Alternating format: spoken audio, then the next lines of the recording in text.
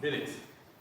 Estamos conversando então, dentro do assunto evangelho, que obviamente é o quê? Arrependei-vos e crede no evangelho, o reino de Deus é chegado, arrependei-vos e crede no evangelho. Dentro dessa mensagem que traz João Batista, Jesus e o apóstolo Paulo, claro, todos os profetas trouxeram, o próprio Jesus traz também, que ele é a própria mensagem do evangelho, e o apóstolo Paulo representa todos os apóstolos e toda a igreja, dentro do período da graça, dentro do reinado de Cristo, logo depois da ressurreição e da glorificação de Jesus.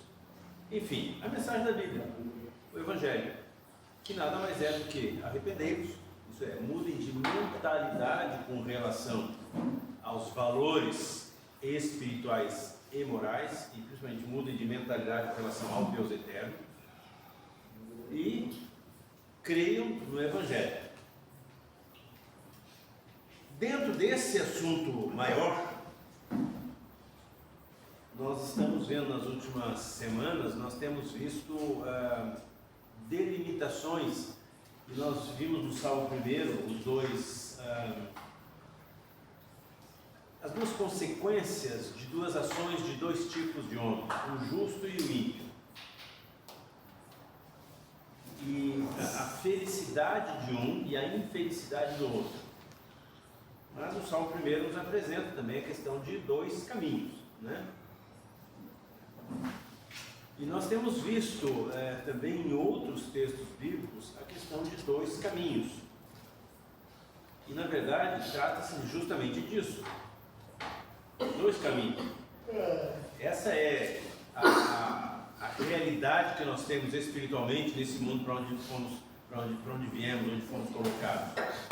Existem dois caminhos: o caminho da obediência, o caminho do bem, o caminho do temor de Deus, e o caminho da rebeldia, da desobediência, o caminho da justiça, o caminho do justo e o caminho do ímpio. Mas nós estamos conversando e também vimos outros textos bíblicos, mas hoje eu queria finalizar talvez essa temática, como é que eu posso chamar? Não um tema, mas enfim, esse aspecto, esse nuance da pregação do Evangelho, eu queria finalizar para depois a gente passar para outro viés, para outro olhar para dentro do Evangelho. Mas eu queria fechar também com as palavras de Jesus. Antes disso, nós não podemos nos evitar de comentar sobre o fato que aconteceu hoje. Hoje a nossa irmã Deli Link Schmidt faleceu. Aí eu já ouvi alguns comentários aqui, eu já esperava que fosse ouvir alguns comentários. E normalmente os comentários, quando alguém morre, os comentários são assim do tipo: como é que pode? Pois é, que triste, né? De uma certa maneira, eu acredito que em algumas noites o Reni vai chorar de saudade, o Natan, que é o filho dela, vai chorar de saudade, e outros de nós vamos chorar de saudade também, vamos sentir saudade, vamos sentir tristeza, mas o que aconteceu hoje foi de novo a morte de um justo.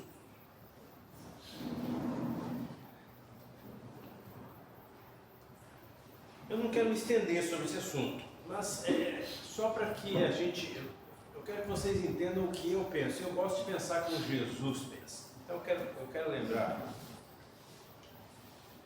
que na noite anterior à sua crucificação, Jesus foi espancado brutalmente. Não é comum, praticamente nunca houve, nem antes nem depois, um condenado à cruz que tenha sido espancado tanto quanto foi o Senhor Jesus. Ele foi um exemplo sui generis. Não existe registro de outro que antes da crucificação, que já era um terrível flagelo e castigo, tenha sido tão brutalmente espancado. Aí esse Jesus, brutalmente espancado, uma noite inteira, debaixo de uma pressão psicológica, moral e espiritual gravíssima, pesadíssimo, num julgamento que foi de cartas marcadas, um julgamento fajuto, um julgamento falso,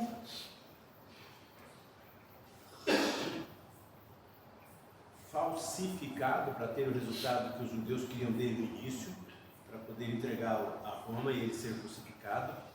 Depois disso, Jesus é colocado então para carregar a cruz, do que hoje nós conhecemos como Via Cruz. Ele passou pelo centro de Jerusalém, por algumas ruas de Jerusalém, e ele deveria carregar a cruz dali, do centro da cidade, até fora da cidade, até o Calvário, o Gólgota, um monte chamado Calvário, caveira,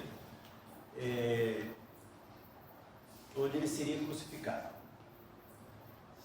Nesta caminhada, ainda sendo espancado, ainda recebendo bofetada, chicotada, recebendo fustigada de vara de soldados romanos, sendo humilhado, nesta caminhada, compadecidas dele, um grupo de mulheres começaram a lamentar por ele. Era comum entre os judeus que as famílias mais ricas, isso era comum entre muitos povos, quando morria alguém, famílias ricas pagavam mulheres para chorar. Elas são chamadas as carpideiras. Carpir não é arrancar mato, arrancar mato é capinar. Carpir é chorar. As carpideiras eram choradeiras profissionais de funeral. Talvez essas mulheres fossem esse tipo de coisa ou não, não sei, não está muito claro no livro, mas eu acho que quando Jesus ia passando, essas mulheres choraram e tiveram um discurso assim de coitadinho dele, um discurso que a gente vê sempre que alguém no nosso meio vem a falecer. Quando ouviu isso a respeito de si mesmo, o Senhor Jesus virou para elas e disse assim: olha, não chorem por mim, ao contrário, chorem antes por vós e pelos vossos filhos, porque o que vem para vocês é pesado. Lucas 23, 28, está escrito isso lá. Nós vamos pregar sobre isso. Eu só quero explicar que hoje eu gostaria de falar para toda essa a assistência aqui, para vocês todos que estão me ouvindo, o que eu também gosto de falar sempre quando eu percebo que morre uma pessoa crente no Senhor Jesus. Não precisa chorar por ele. Se você não é crente no Senhor Jesus, é melhor você chorar por você.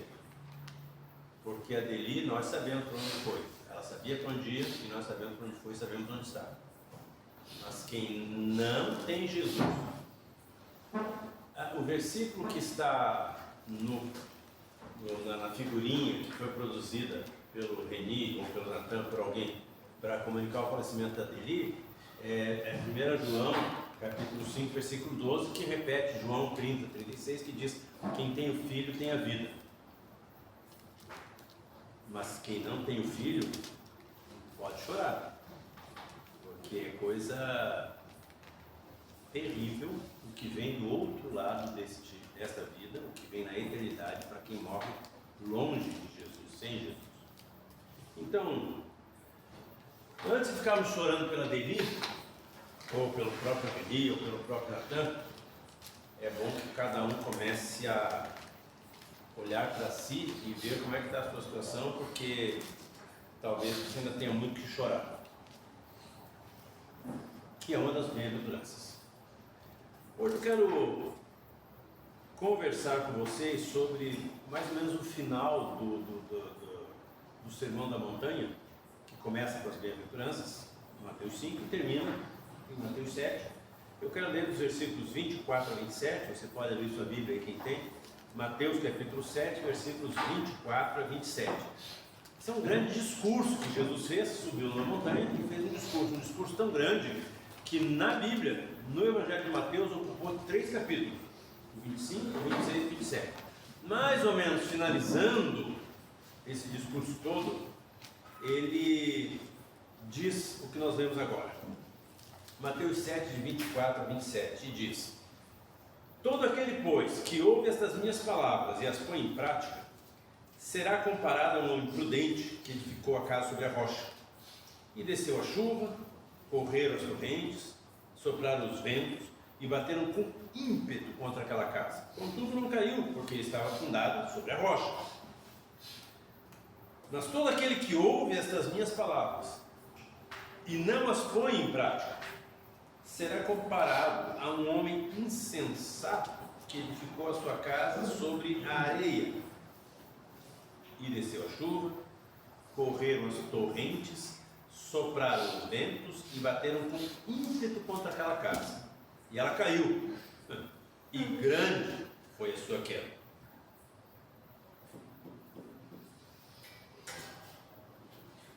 O texto é autoexplicativo, né? Nós poderíamos ler o texto. Jesus está mais ou menos finalizando, e de uma certa maneira está finalizando mesmo, daqui a pouco termina o capítulo 7 de Mateus, e aí terminou o sermão da montanha e já passa para outras situações. Então esse sermão termina mais ou menos aí onde nós já estamos.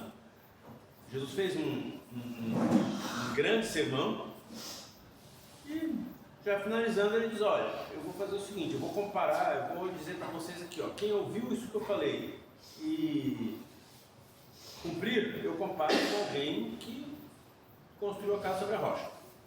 Quem ouviu o que eu falei e não cumprir, e não puser em prática, eu comparo com um tolo que constrói sua casa na areia. Não tem muito, parece, o que dizer sobre isso. Sobre essa mensagem central, não tem muito o que dizer. Isso não é uma coisa que a gente possa torcer, interpretar de outra maneira, inventar muito discurso para falar uma coisa que em 5, 6 palavras Jesus disse, é assim que é. O que eu falei foi numa montanha, e obviamente na montanha da Galileia, perto do mar, tem um ventinho, mas não foram palavras ao vento, tá? O que eu falei é capaz de edificar uma casa ou de destruir uma casa, depende do que você faz com o que eu falei. É isso que Jesus está falando. Isso é finir. Mas eu queria ainda pegar esses versículos, esses 4 versículos, e destrinchar um pouquinho para você entender a grandiosidade ainda desses 4 versículos e desse final de sermão do Senhor Jesus. Então ele começa dizendo, nesse pedaço que eu cortei do Sermão da Montanha, né, os versículos 24 e 27 de Mateus 7, ele começa dizendo, todo aquele, pois, que ouve essas minhas palavras. Todo aquele que ouve. De novo, nós temos na Bíblia, às vezes, e Jesus é mestre disso, superlativos. Tanto faz para bem e para mal. Todos, nenhum. Amor e ódio. Muito, nada. Superlativos. Jesus gosta disso. Ele usa essas figuras. E aqui ele diz, todos, mas olha, você tem sido enganado muitas vezes, eu sei disso porque eu também fui enganado, e eu sei disso porque eu continuo acompanhando a pregação do Evangelho nesse Brasil, e eu vejo como pregadores até bem intencionados têm enganado as suas assistências, sem contar os mal intencionados, né? Os mal intencionados. Têm enganado sua assistência porque muitos deles até acreditam mesmo naquilo que estão falando, e estão falando errado, e outros já não acreditam em nada mesmo e estão inventando história, costurando ideias próprias em cima com a linha e a agulha do Evangelho, costurando ideias próprias. Mas Jesus é muito claro ao longo do Evangelho, ao longo de todo o seu discurso guardado caprichosamente e fielmente em pelo menos 4 livros chamados Evangelho. Jesus é muito claro em dizer que, nós vimos isso, acho que foi na semana passada, se não me engano, sobre muita gente e pouca gente. Porta larga, porta estreita. Caminho largo, caminho espaçoso e caminho estreito, caminho apertado. E é uma porta estreita e é um caminho apertado. Aquela porta é aquele caminho pelo qual caminha o justo, que acerta, o que no final terá vida. Então, quando diz todos, Jesus nunca disse todos serão salvos. Ele sempre usa todos, e muitas vezes ele usa a palavra todos, mas depois da palavra todos, ele restringe, ele diz de quais todos ele está falando. Então aqui ele diz assim, todas as pessoas eu vou comparar, ou um homem prudente que edificou sua casa sobre a rocha, ou um homem louco que edificou sua casa sobre a areia. Ele não fez esse tipo de comparação. Ele disse: todos os que ouviram, os que ouvem a minha palavra.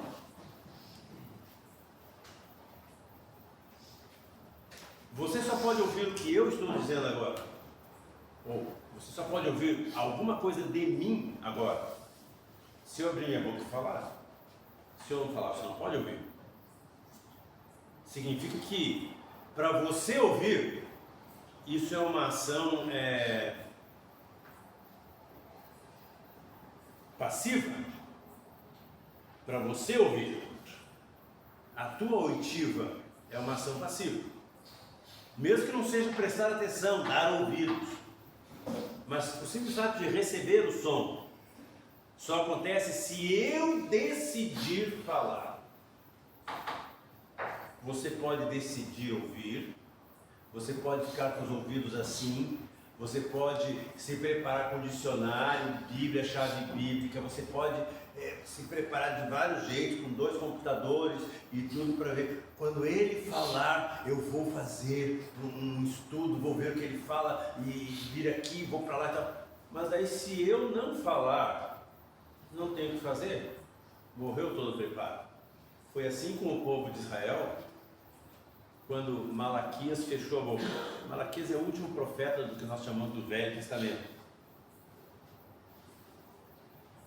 Quando Malaquias parou de profetizar, Deus decidiu não falar mais, e decidiu não falar, e ficou nessa decisão, e ficou sem falar por 400 anos.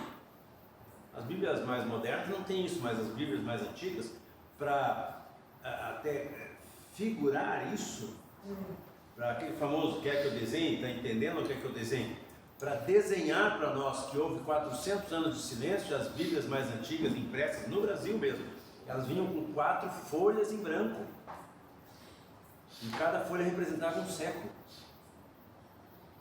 Aquilo, claro, você podia fazer, como até hoje você pode fazer anotações, e até deve fazer anotações na sua Bíblia, comparações, escrever e tal, mas não era esse o objetivo daquelas páginas, era mostrar que Deus ficou 400 anos sem falar, então não houve palavra, foi um vazio. E ali não adiantava se o povo queria ouvir, não tinha como ouvir, porque Deus não estava falando. 400 anos depois de Malaquias aparece um cara chamado João Batista, e é o primeiro profeta depois de Malaquias, e ainda assim ele foi chamado por Deus para ir pregar lá no deserto. Agora não era mais dentro de Jerusalém, agora não era mais nas cidades, agora não era com o povo fazendo o que bem entendia, como sempre foi, vivendo a própria vida como sempre viveu. E Deus vindo e trazendo até aquele povo rebelde e duro e desinteressado, trazendo a sua palavra. Agora Deus traz um profeta, mas coloca lá no deserto. E se alguém queria ouvir o profeta e a palavra de Deus, tinha de ir lá no deserto onde estava João Batista. É assim que Deus fez. E agora Jesus vem, e logo depois que João Batista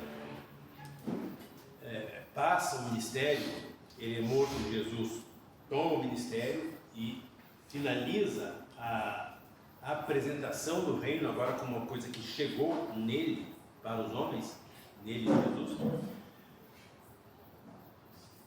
E agora Jesus faz um discurso e no final ele diz: todos os que ouvem a minha palavra. Cara, aqui tem um ingrediente de uma coisa que eu já disse para vocês, nem todos que estão aqui hoje estavam quando eu disse, e sempre é bom repetir: Evangelho é graça, não é nada que você mereça.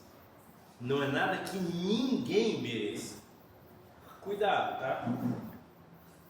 Muito cuidado com o que você ouve, porque se você não comparar com aquilo que a Bíblia diz, você pode comprar gato por lebre. Você pode comprar bode por cordeiro, e o Cordeiro de Deus que tira o pecado do mundo é Jesus, e fora de Jesus Cristo e da sua palavra não há salvação. Mas eu já ouvi o discurso de dizer assim: se Deus te escolheu é porque você tem algum valor, se Deus nos escolheu é porque Ele viu um valor em nós. Esse discurso que tem um local de onde ele saiu, que é a mente do próprio Satanás, esse discurso contraria tudo que as Escrituras dizem. Porque o que está escrito em vários locais, se você for ver, principalmente, eu estou usando isso só como referência, porque é bem bombástico, no Salmo 51, por exemplo, o salmista diz: nada em mim é digno de você. Eu não tenho nada que eu possa apresentar, eu não tenho nada de bom. Tudo em mim é maldade, desde a minha concepção. Eu já sou mau. Eu já fui gerado em pecado e pecado. E ainda assim, Deus me escolheu. Isso é graça, é o fundamento do Evangelho. E quando Jesus diz: todo aquele que ouve minha palavra, Ele está falando de você também. Jesus estava falando, naquele momento, obviamente que Jesus estava falando para aquelas pessoas que estavam ali. Naquele momento, é claro que sim, do ponto de vista histórico, mas do ponto de vista profético, do ponto de vista messiânico, porque Ele é o Messias, do ponto de vista da mensagem do Evangelho, do ponto de vista do favor e da graça de Deus, do favor de Deus, Ele está falando de todos os que ouvem a palavra dEle. E todos os que ouvem a palavra de Deus só conseguem ouvir a palavra de Deus porque Ele abriu a sua boca e proferiu a sua palavra. Isso é graça. Por que você não nasceu? Outro dia foi um menino de 22 anos, digo um menino porque eu estou com 62, né? Mas rapaz de 22 anos, seminarista católico, cismou que tinha que ir numa ilha onde tem uma tribo de nativos lá daquela ilha que nunca tiveram contato com nenhuma outra civilização. E todo mundo sabe disso e ninguém vai lá. E esse menino cismou que ele ia porque ele tinha que pregar o evangelho para aquela tribo. E aparentemente ele pegou um bote, foi sozinho, ou parece que, enfim, só ele morreu. Mas ele não conseguiu chegar. Quando ele estava na pré-mar ainda, os caras tiraram tantas flechas que ele foi traspassado várias vezes e caiu fulminado naquele barco. Eu pergunto, por que você nasceu onde nasceu, aqui no Brasil, em alguma cidade, não sei qual, e não lá naquela ilha, como um daqueles nativos de lá, que nunca ouviram a palavra, mesmo que um homem se dispôs a levar a palavra, e a graça de Deus não foi ainda colocada para aquelas pessoas que estavam lá, foram pessoas que tiraram flecha naquele missionário. E nós não temos, desculpa, interrupção, tá? Perdão.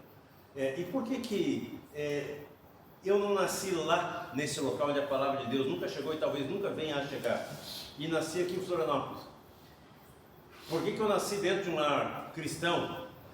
Por que eu conheço e ouço o Evangelho desde pequenininho? Por que você nasceu num país, 500 anos depois de o Evangelho vir para dentro desse país por missionários católicos, depois protestantes, depois de todo tipo?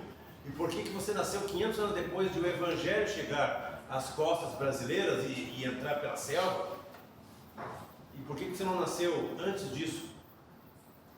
Por que você não nasceu lá no 1200 da era cristã, aqui, dentro do Brasil?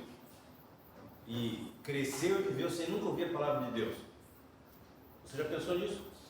Você teve alguma participação nisso? Você decidiu ser um brasileiro? Eu vou nascer num lugar onde vou pregar o Evangelho. Você não decidiu isso.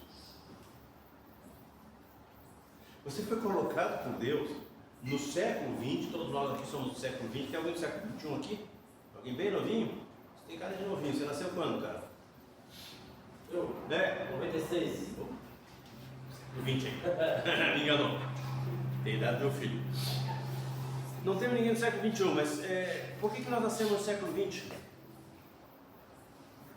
Nós decidimos isso? Nós escolhemos? Não.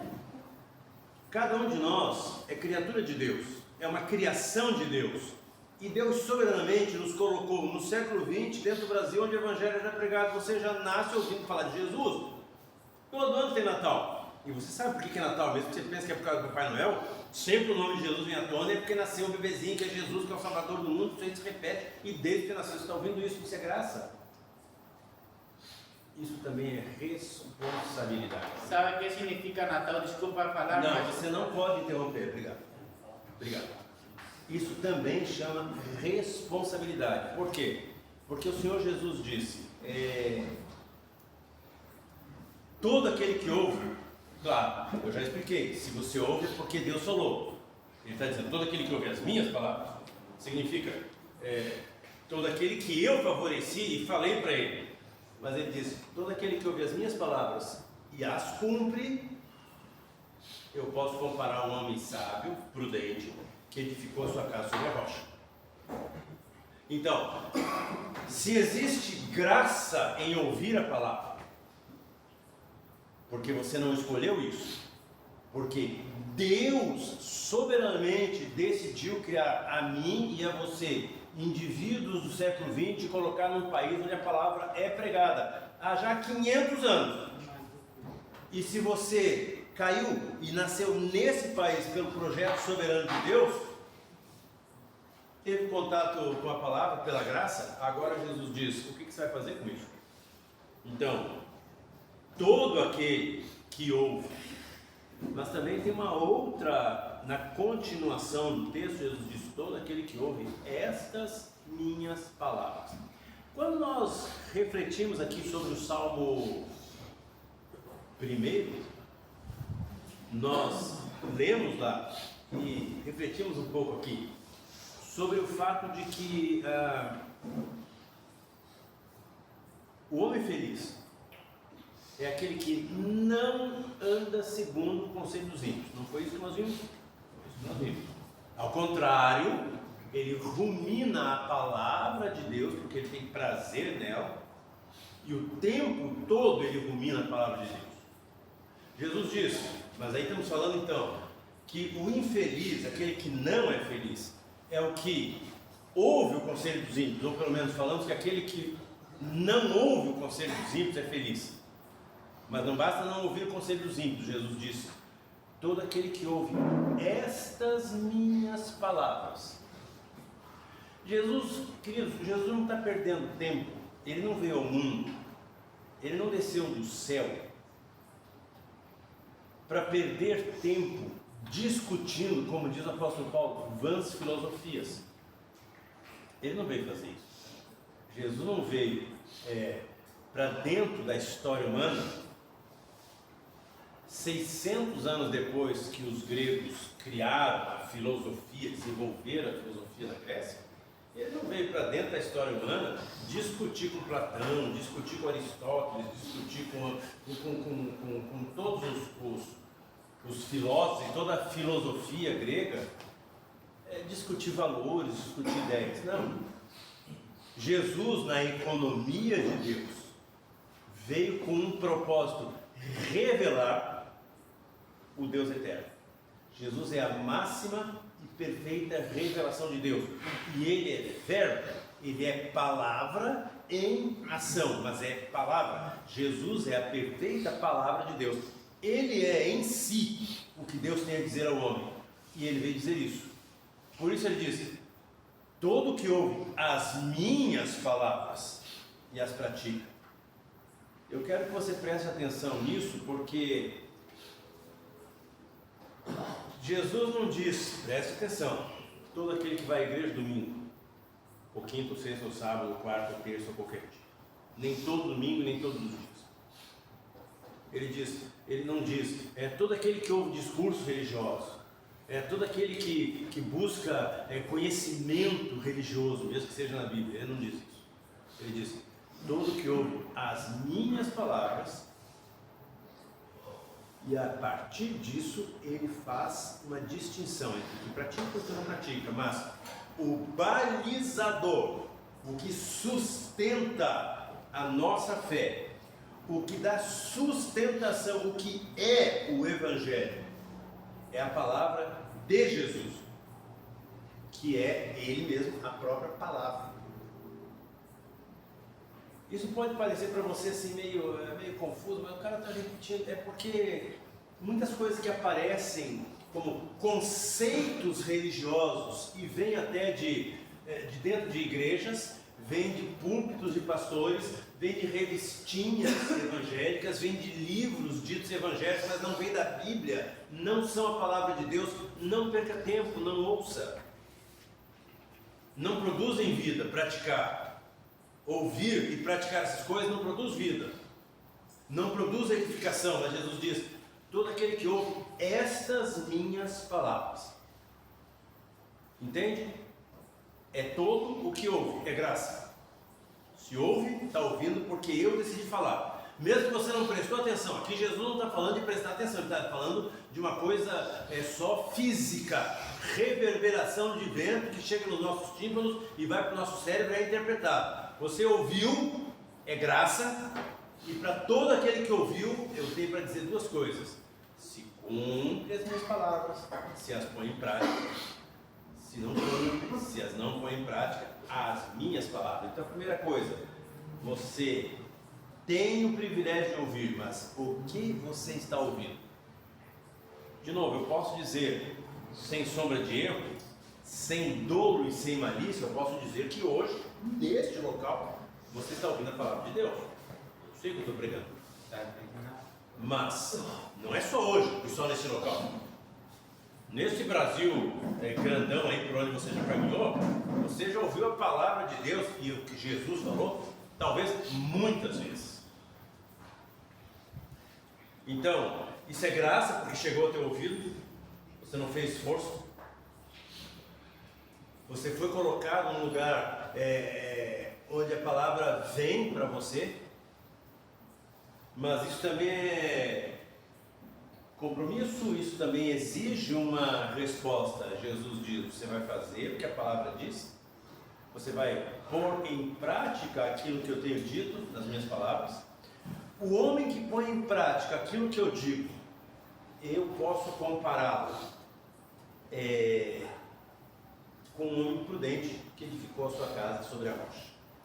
Agora veja, de novo avançando, todo que ouve estas minhas palavras, então não são todas as pessoas do mundo, são as que ouvem e que ouvem as minhas palavras, todas ao qual o som da palavra chega e chega inteligível, e as põe em prática. Agora não é uma coisa fortuita, não é uma coisa por acaso, não é uma coisa incidental ou acidental, e não é uma coisa religiosa, e não é uma coisa mecânica, não é uma coisa, não é um praticar mecânico religioso, um praticar teatral. É pôr em prática as palavras. É disso que Jesus está falando. Ele não está dizendo: todo aquele que ouve minhas palavras e passa a ter certos comportamentos religiosos, que passa a ter... Não, ele não está falando nada disso. E hoje também nós não queremos falar sobre isso. Pelo contrário, nós queremos combater isso. Hoje, ainda hoje. Já estou fazendo isso. Eu quero combater esse comportamento religioso que toma conta de quase todas as pessoas que ouvem a palavra de Jesus. Ele diz: não é disso que eu estou falando aquele que ouve e pratica e põe em prática as minhas palavras. E põe em prática as palavras, não é cria práticas a partir das palavras. Presta atenção que tem diferença. Paulo, chamando a atenção sobre isso, ele diz para os Gálatas: não se deixem ser enganados por homens que criam doutrinas de homens e que querem trazer vocês a um jugo de servidão para dentro de doutrinas que eles criam das ideias deles mesmos. Práticas religiosas que são criadas a partir de um enunciado que até é um enunciado de Jesus, não são aquilo que é o esteio de uma casa edificada sobre a rocha. Jesus não diz: todo aquele que ouve as minhas palavras e cria algumas práticas, e cria alguns comportamentos, e cria uma nova ética, e cria um movimento, num certo sentido, esse vai ser... Não, ele não diz isso. Ele diz: todo aquele que ouve essas minhas palavras e as põe em prática. Põe em prática as palavras de Jesus. Este é o segredo de ser comparado e de ser, no final de contas, aquele homem prudente que edificou a sua casa sobre a rocha. Não é a partir das palavras de Jesus, como fizeram. Vocês têm que tentar lembrar, sempre tentem lembrar as coisas, e quando Jesus estava no mundo, como é que estava o povo de Israel? O povo de Israel foi separado por Deus lá em Abraão, e Deus criou um povo, e para esse povo ele se revelou, e foi numa revelação crescente, paulatina, até que chega Jesus. Mas esse povo, quando Jesus vem ao mundo, já tem milênios de palavra de Deus, e a partir da palavra dos profetas, a partir de Moisés, profeta também, mas é o chamado nome da lei, a partir da lei de Moisés, e a partir das palavras dos profetas, os religiosos judeus criaram práticas, cerimoniais, costumes religiosos, que até não tinham nada a ver com aquela palavra original, mas surgiram a partir daquilo que foi dito. Isso se chama adultério. Por isso que quando um homem casado com uma mulher pega uma outra mulher e transa com ela, isso é chamado de adultério. Porque adulterar é adulterar uma fórmula, é colocar numa coisa perfeita e limpa e santa, e numa fórmula, uma fórmula definida, colocar um outro ingrediente. Então quando Jesus falou essas palavras aqui, essas das quais nós estamos falando agora, ele também em mente, e esse era o plano de fundo, havia milênios de pregação de profetas de Deus, que também estavam pregando o Evangelho, e havia milênios de práticas religiosas a partir daquelas pregações, mas fora delas. A partir delas, mas fora delas. Distorcendo o que foi ouvido e criando mecanismos religiosos que até no final das contas acabavam contrariando aquilo que foi dito. Então Jesus chama atenção para isso hoje. E ele chama a atenção sua, a minha. Ele chamou daquele povo ali que está falando, mas hoje ele está chamando a sua atenção e a minha. É aquele que ouve as minhas palavras e essas minhas palavras coloca em prática. Esse eu posso comparar a um homem prudente que edificou a sua casa sobre a rocha. Eu só quero que você entenda uma coisa, porque uma vez eu já me peguei nesse tipo de coisa, eu não quero que vocês tenham a mesma dificuldade que eu. Eu fiquei pensando, isso foi falha ali, porque eu não sou construtor, enfim. Muitas vezes, não sei se foi por cinismo ou só por ignorância, eu imaginava, mas como assim? O cara construiu uma casa sobre a rocha? O cara construiu uma casa sobre a rocha, a casa vai cair, não precisa nem vento. Imagina pegar uma casa e construir sobre a rocha.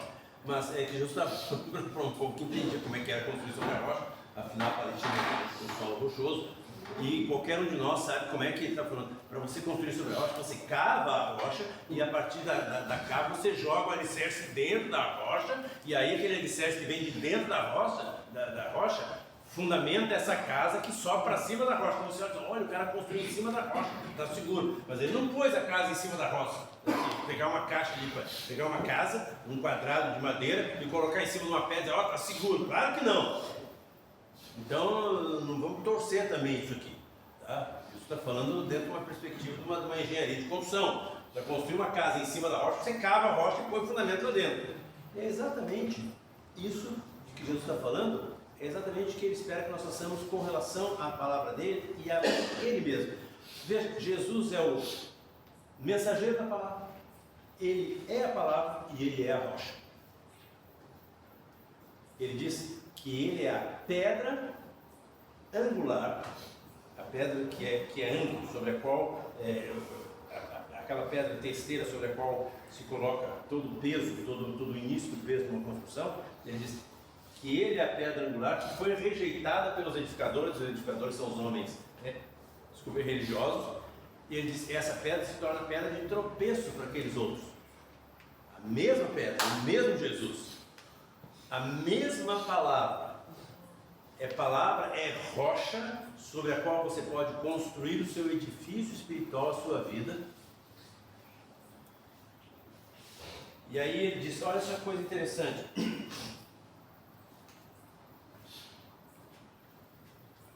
intempéries, contratempos. No versículo 25 ele diz, desceu a chuva, correram as torrentes, sopraram os ventos e bateram com ímpeto contra aquela casa, contudo não caiu porque estava fundada sobre a rocha. Veja, tem uma coisa que às vezes nós não gostamos muito de entender, nós achamos, porque também nós aprendemos assim. Esse é um problema sério, como nós aprendemos as coisas. Pensamento mágico. Nós aprendemos, por exemplo, muitos de nós aqui dentro estamos expectando, estamos esperando que se sairmos daqui e levarmos uma vida de abstinência, nós vamos ter uma vida tranquila, mas não vai ter uma vida tranquila. Você vai ter a mesma vida de todo mundo, amigo. Briga com a esposa, briga com os filhos, perda de emprego, malquerência com um, ser caluniado, ser mal entendido, mal entender. a vida nesse mundo, porque este é um mundo decaído. Esse mundo, quando Adão e Eva pecaram, todo ele foi contaminado pelo pecado, e todo ele está corrompido pelo pecado. E num mundo que é estruturado agora sobre o pecado, não dá para imaginar uma vida perfeita e perfeita e completa e acabada e sem nenhum senão, sem nenhuma contrariedade. Isso é o céu, não é aqui no mundo. Por isso é preciso se preparar, tanto faz aqui, se for para uma vida de sobriedade, ou principalmente se for para a vida cristã, para uma caminhada com Jesus, se for se preparar para ter uma construção fundamentada na rocha, você tem que se preparar para as mesmas intempéries da vida que acontecem com todas as casas. Jesus não esconde as coisas, não mente. Quem mente são pregadores em nome de Jesus, mas não Jesus. Aí as pessoas se decepcionam com Jesus, com Deus, mas não foi Jesus que disse. Um bando de pregadores vem e fala bobagens, e Deus uma vez reclamou através de ele mesmo. Ele disse: eles estão dizendo coisas que eu sequer pensei, e eles estão dizendo como se eu tivesse dito. Estão dizendo que eu disse coisas que eu nem pensei, que dirá dizer. Hoje é o que mais acontece. Então cuidado com o que Jesus disse, para você praticar aquilo que Jesus disse. Não pegue coisas que alguém está dizendo que Jesus disse. Como é que eu sei o que Jesus disse? Está na Bíblia. A Bíblia é a palavra de Deus. Jesus é o Deus encarnado.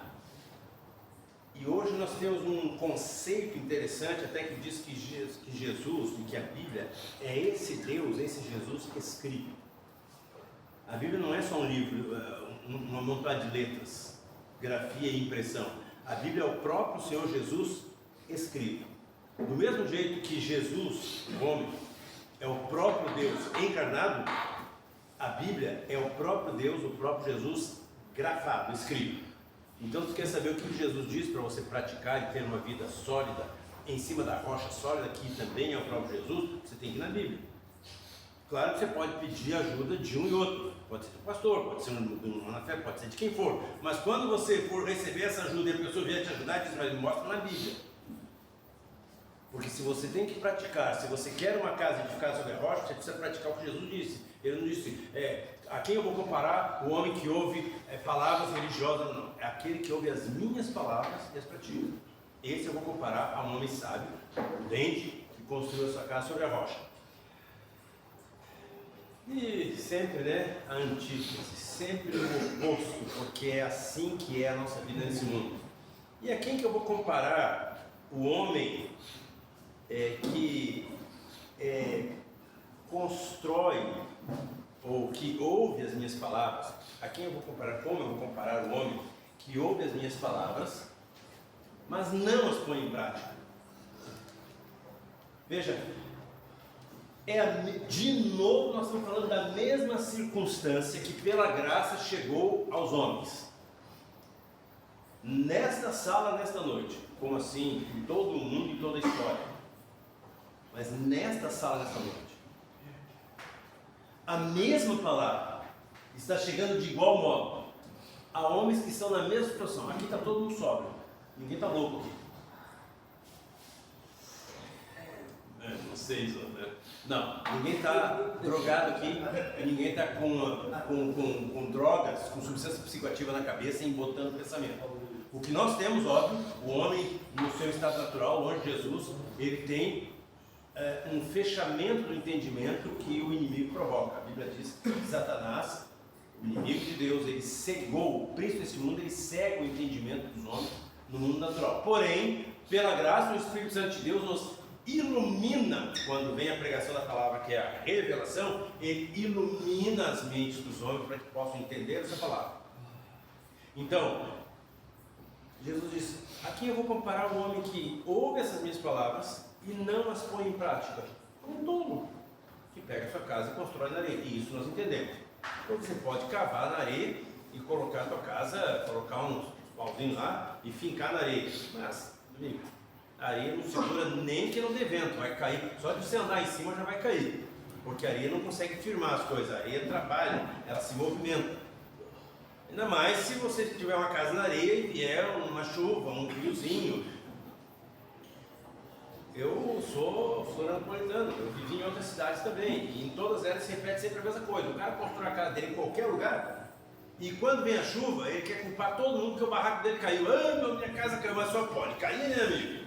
Pô, só pode cair. Porque se você vai e constrói a casa na beira do rio, sem nenhum fundamento, põe lá em cima da areia, quando o rio subir e vier com força, chuva e vento, vai balançar e não tem areia, movimenta e a coisa cai, não tem esquadro que segure, não tem mão francesa que segure. É preciso de fundamento, e fundamento quem dá é uma rocha.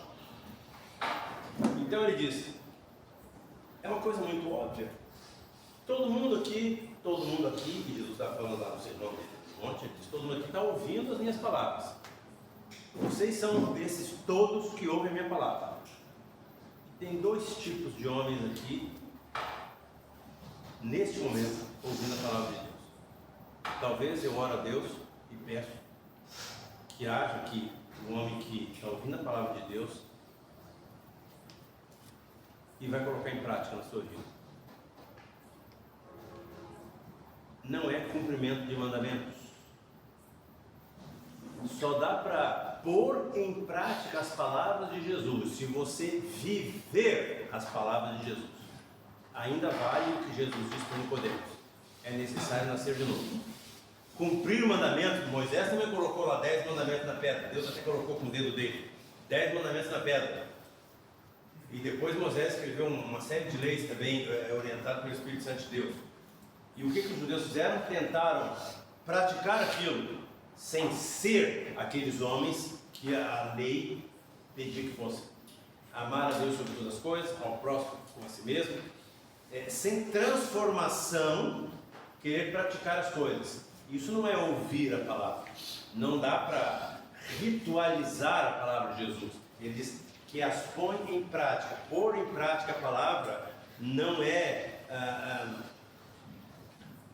não é um ritual, é uma vivência, é pôr em prática, é praticar a palavra. Não como é que eu posso dizer? Não é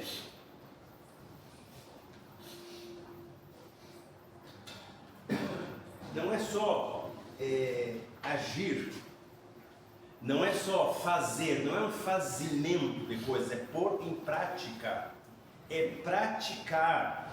Para praticar você introjeta o valor, aquilo vem para dentro de você, você passa a praticar aquilo.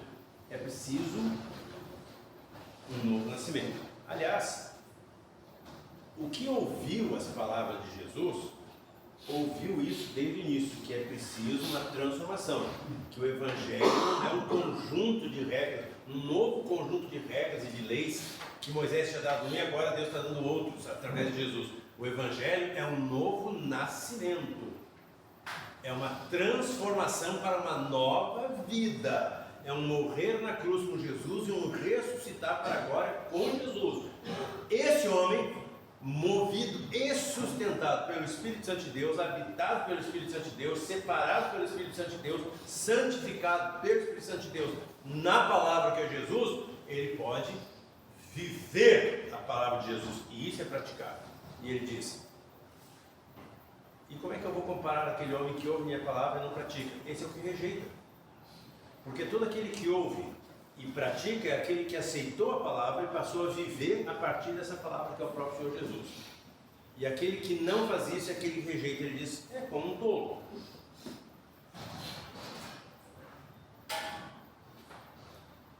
Veja, o que acontece com um homem que ouve a palavra de Deus, a palavra de Jesus, ele diz aqui, e não pratica? Ele constrói sua casa sobre areia, e daí acontece o que com essa casa? Na vida desse homem, o que acontece? Acontece a mesma coisa que acontece com a vida do homem que ouve a palavra e fundamenta sua vida na palavra. Que estava a rocha, constrói a casa ali em cima. Vem os rios, vem a torrente, vem a chuva, vem o vento, e do mesmo jeito dão com ímpeto contra aquela casa, e ela cai, porque está em cima da areia. Então não existe uma injustiça na graça. As coisas acontecem de igual modo para todas as pessoas nesse mundo, até do ponto de vista espiritual. Todos nós nascemos, e até do ponto de vista natural, todos nós nascemos, todos nós crescemos, todos nós encontramos adversidades, no final todos morreremos. Todos encontramos essa ou aquela adversidade, neste caso aqui nessa sala, todos nós usamos drogas, todos nós nos deixamos vencer pelo uso da substância psicoativa, e alguns de nós, pela graça, pode ser sustentado na palavra e entregar a vida a Jesus, e ser ressuscitado por Cristo para uma nova vida, e praticar a palavra, viver a palavra, e ter uma vida estruturada na rocha que é o Senhor Jesus. E aí, para esse cidadão também vem as mesmas coisas. Hoje nós temos, por exemplo, um luto. Nós temos o pastor Reni e o filho dele, Natan, que tem talvez 22 anos, acho que é isso, 22 ou 21 anos, em lutar. Um perdeu a esposa, outro perdeu a mãe. São homens crentes? Mas quantos de nós não perderam a esposa ou a mãe? Eles também? Para o crente também acontece. Para o que vive a palavra também acontece. Para o que vive sem a palavra, acontecem as mesmas coisas, porque é o mesmo mundo. Mas aquele que pratica as palavras, está firmado na rocha, ele não depende das circunstâncias, e as circunstâncias não podem abatê-lo, podem se abater contra ele. O vento pode bater na casa, mas não pode derrubar a casa. Por último, eu gostaria de fazer uma pergunta para você, aliás, eu gostaria de dizer que você deveria fazer uma pergunta para mim.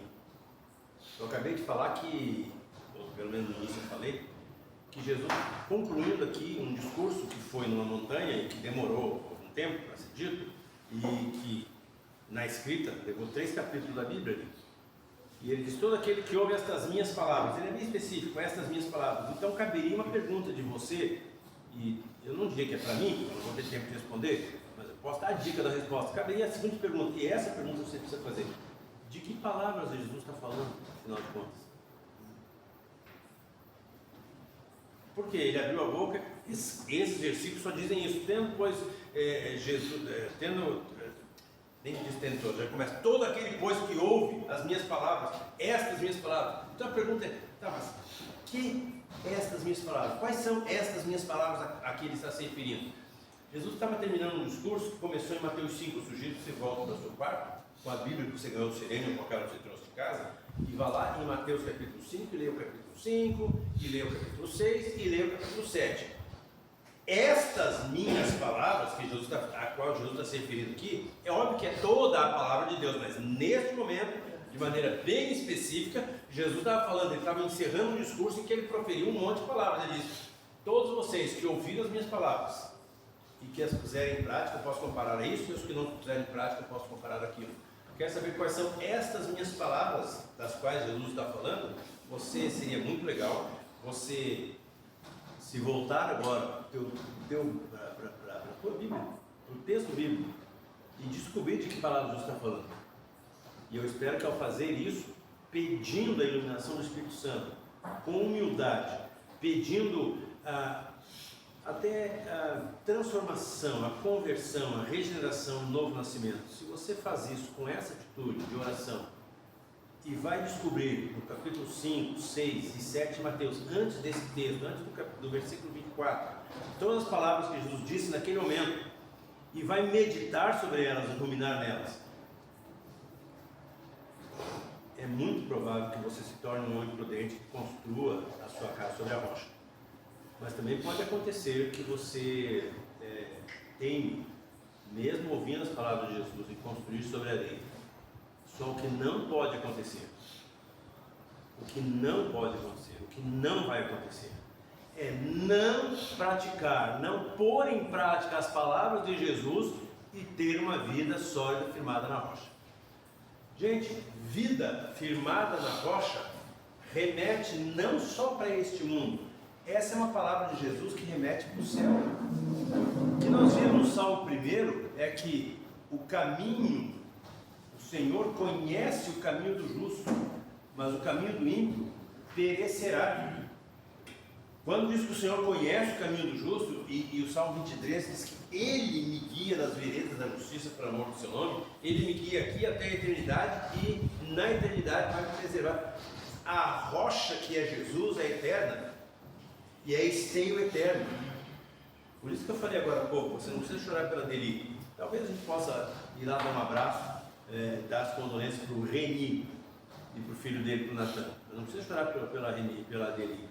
A Deli foi morar com o pai. A Deli firmou a casa dela em cima da rocha e vai ficar a eternidade inteira a casa em cima da rocha. Porque a rocha, o vento, a circunstância, o rio, a tormenta não pode derrubar essa casa. E também quando diz que aquele que não pratica é como alguém que construiu a casa sobre a areia. Pode ser que fique bonito uma casa sobre a areia, pode ser que ela dure algum tempo. Mas quando vier a derradeira tormenta, o derradeiro vento, a derradeira tempestade da ira de Deus sobre todos os homens, a casa que está construída sobre a areia vai ter uma grande queda. E essa queda, a Bíblia, o próprio Senhor Jesus depois vai chamar de lago de fogo, onde o fogo arde para sempre. Um versículo para memorizar, uma novidadezinha. Salmo 111, versículo 10. Olha só que maravilha o que diz no Salmo 111, 1000 anos antes de Jesus falar o que ele veio falar aqui de manhã, o que ele veio falar aqui nesse sermão da montanha durante aqueles dias. 1000 anos antes o salmista diz, Salmo 111, versículo 10: o temor do Senhor é o princípio da sabedoria. E agora olha o complemento do versículo: revelam prudência todos os que o praticam, o seu louvor permanece para sempre. Permanecer para sempre. Permanecer para sempre. Edificação que não cai. Revelam prudência os que praticam o que? O temor do Senhor, que é o princípio da sabedoria. As palavras do Senhor Jesus. Boa noite. Boa noite.